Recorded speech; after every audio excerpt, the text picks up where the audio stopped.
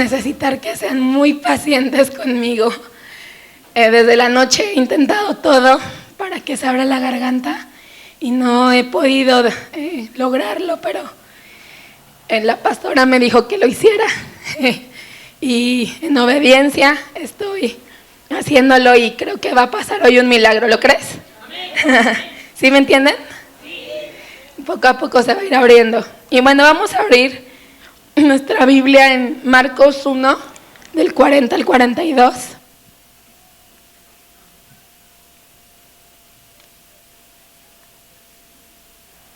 No hay pantallas, pero vamos a leerlo. El día de hoy quiero hablar de un tema muy especial que cuando lo leo realmente reta mi vida y llena mi vida de asombro al ver la compasión que Jesús tiene con las personas que Él ama, con sus hijos. Y siguiendo esta serie, a lo largo de esta serie hemos visto la compasión de Jesús en la vida de diferentes personajes de la Biblia. Y el día de hoy quiero leer cuando Jesús sana a un leproso. Si lo tienen en su Biblia, les voy a pedir que lo sigan con la vista y lo voy a leer. Dice: vino a él un leproso, rogándole, hincada la rodilla le dijo: si quieres, puedes limpiarme. Y Jesús, teniendo misericordia de él, extendió la mano y le tocó y le dijo: quiero, sé limpio. Y así él hubo hablado, al instante la lepra se fue de aquel y quedó limpio. Entonces le encargó rigurosamente y le despidió luego y le dijo: mira, no hagas a nadie nada, sino ve, muéstrate al sacerdote y ofrece por tu purificación lo que Moisés mandó para testimonio a ellos. ¿Escuchan la diferencia de la voz? Ya se va abriendo. Estamos presenciando un milagro porque en verdad que lo intenté de todo.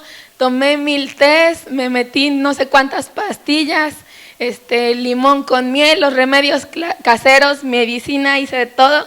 Y hasta este momento en la cabina no podía hablar nada, no se me entendía nada. Y miren, gracias a Dios que está haciendo la obra. Realmente estoy hasta yo impactada por lo que Dios hace. La palabra traducida lepra viene del hebreo Sara, T-S-A-R-A, y significa golpear, abatir y azotar. En los tiempos de la Biblia, cuando lo leemos, la lepra venía como consecuencia del pecado, o al menos la gente pensaba que la lepra era consecuencia del pecado de la persona. Cuando veían a alguien con lepra, lo veían como inmundo, no nada más su condición externa, sino lo veían como inmundo también por dentro, porque la gente pensaba que venía como castigo divino. Algunas traducciones traducen la lepra también como eso, como castigo de Dios. Y realmente es lo que la gente pensaba que era la lepra. Y nos damos cuenta a lo largo de la Biblia, leyendo diferentes historias, que realmente la lepra sí vino como castigo para algunos personajes, como no sé si recuerdan el caso de María, la hermana de Moisés. Después de haber murmurado contra su hermano, Dios se encendió en ira porque estaban murmurando contra su siervo, contra su profeta, contra su amigo. Y entonces nos damos cuenta que María es llena de lepra en ese momento. Claro que Dios después la sana, la manda a estar 7 días fuera del campamento, pero nos damos cuenta que la lepra venía muchas veces como consecuencia del pecado. Y también lo vemos en la vida del rey Usías, por ejemplo, también en Segunda de Reyes lo leemos. Y los capítulos 13 y 14 del libro del Levítico describen esta enfermedad de la lepra y otras enfermedades de la piel, e inclusive de la lepra moderna, que en estos días se conoce como la enfermedad de Hansen's. Un comentador dijo que era muy seguro que este hombre del que narra la Biblia tuviera la verdadera lepra, porque cuando su sanidad ocurre causa un gran asombro en la gente. Es decir, que él sí había contraído la enfermedad verdadera de la lepra. La forma severa de la lepra que este hombre tenía producía llagas blancas en la piel o parches de piel blanca en la piel del leproso. adormecimiento también, inflamaciones tenían en muchas partes de su cuerpo y se volvían úlceras emanando flujo de las heridas. No sé si alguna vez has tenido una herida que se te infecta y se te hace úlcera y empieza a segregar pus y empieza a segregar otras sustancias. Pues este hombre lo tenía, pero en todo el cuerpo. En la primera etapa, la enfermedad no dejaba sino una manchita sobre la piel, la cual no causaba dolor ni otro inconveniente. Y a veces transcurrían meses e incluso años para que pasara o avanzara a la segunda etapa de la lepra.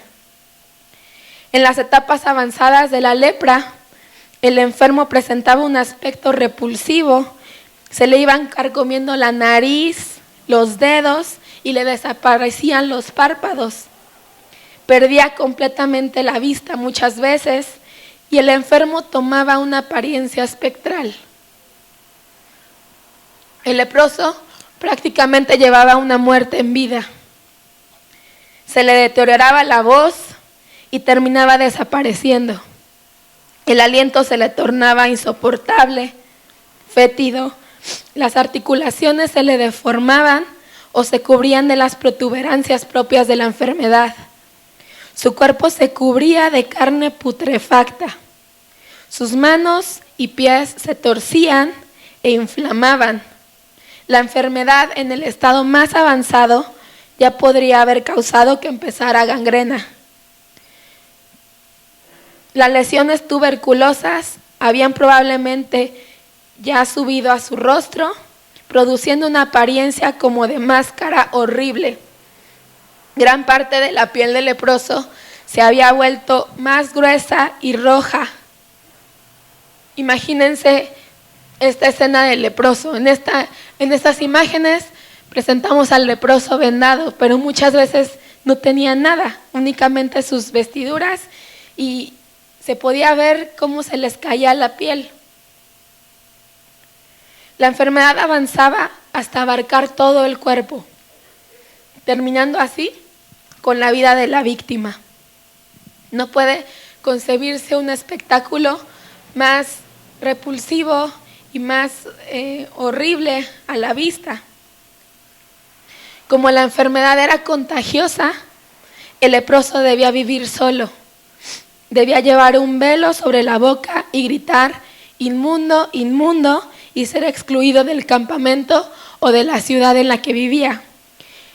Levítico 13, 45 y 46 nos dice: y el leproso en quien hubiere llaga llevará vestidos rasgados y su cabeza descubierta, y embozado pregonará: inmundo, inmundo, todo el tiempo que la llaga estuviera en él.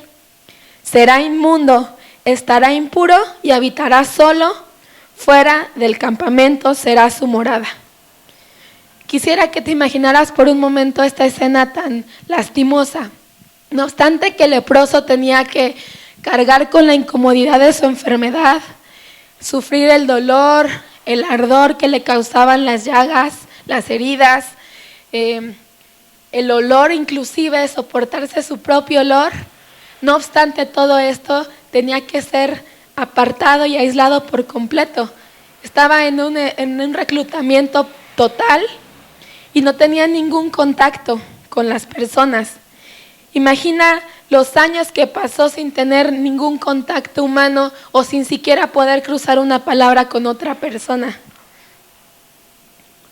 Me imagino al leproso en sus noches solitario, preguntándose qué sería de su vida si la lepra no hubiera tocado su vida, preguntándose qué sería de su familia, qué estarían haciendo, añorando con nostalgia la vida que había tenido que renunciar a causa de la enfermedad que había o que estaba padeciendo.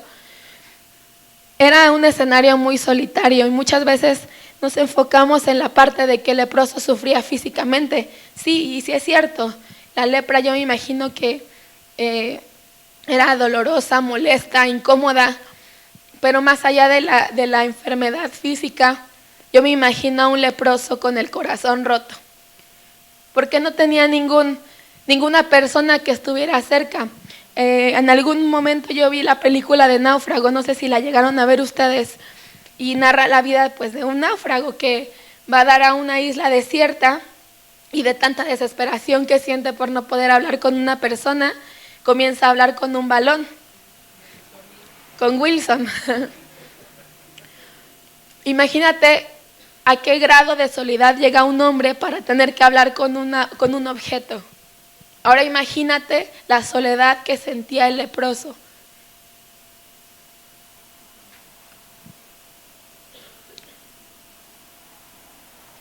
Este hombre no solamente estaba roto por fuera, sino que también estaba roto por dentro. Dicen por ahí que la esperanza es lo último que muere. Ahora imagínate a un hombre sin esperanza. Quiere decir que es un hombre que ha perdido todo. Ha perdido sus sueños, ha perdido a su familia, ha perdido su trabajo, ha perdido su hogar. Ha perdido todo lo que pudiera tener valor en su vida. Está completamente recluido, está apartado de la sociedad, está solo completamente. Sin embargo, como en cada relato de la Biblia, nos damos cuenta que Dios ya tenía agendado un encuentro con este hombre. Y un día, tal vez el menos esperado por el hombre, este hombre se encontró con el maestro. Y el maestro no dudó ni titubeó un segundo en querer cambiarle la vida, en querer cambiarle su futuro y darle una nueva esperanza. Señor, si quieres puedes limpiarme. Fueron las palabras que salieron de la boca de este leproso. Quiero ser limpio, él respondió. Jesús no solamente sana al hombre físicamente, él le hizo una nueva creación. Primero, no solo sanando su lepra, sino que ahora iba a poder estar delante de Dios. Recordemos que en ese tiempo, retrocedamos ahorita en nuestro tiempo, en el tiempo que vivimos, en la era de la gracia. Tú puedes estar en tu recámara y tienes acceso directo a Dios. Puedes hablar con Él en el lugar en el que te encuentres, sea cual sea el lugar. Pero recordemos que en estos tiempos no era así y la presencia de Dios se limitaba a un solo lugar, que era el templo. Y en este caso, el hombre había tenido que estar apartado de la presencia de Dios porque obviamente no podía entrar a la ciudad y mucho menos al templo. Y con las palabras que Jesús le dice al leproso, ¿recuerdan que lo leímos? Ve con el sacerdote, le dijo, no digas nada, pero algo sí te voy a pedir, ve con el sacerdote.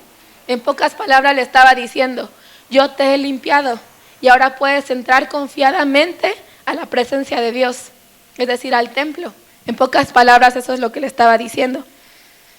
Entonces, nos damos cuenta que Jesús hace una sanidad física, hace una sanidad espiritual, al permitirle al hombre poder reconectarse con esa presencia de Dios, al darle acceso a poder ir al templo. Y número 3, Él limpia o restaura su alma. ¿Te preguntas por qué? La Biblia nos dice que Jesús, teniendo misericordia de él, extendió su mano y le tocó. Eso es lo que leemos en nuestra Biblia. Pero si conocemos y estudiamos un poquito más a fondo este versículo, nos damos cuenta de una verdad increíble. Jesús fue aún más allá de tocarlo, porque la palabra con la que traducimos tocar es aptomai, que quiere decir aplicarse o abrazar. Es decir, que Jesús abrazó al leproso. Fue mucho más allá, rompió esquemas, normas, y no solo se conformó con eso, sino que lo abrazó. ¿Te imaginas esa escena? Ya de por sí Jesús pudo haber sido criticado porque la ley decía no solo que no podías acercarte al leproso, sino mucho menos tocarlo. Toda persona que lo tocaba iba a ser contagiada de lepra, es por eso que la persona vivía recluida. Pero Jesús una vez más rompe normas, rompe esquemas por amor, por la compasión que sentía por ese leproso, y no solamente se limitó a tocarlo, sino que además de todo lo abrazó. ¿Y qué crees? Con ese abrazo le dijo al hombre todo lo que tantos años había deseado y anhelado escuchar.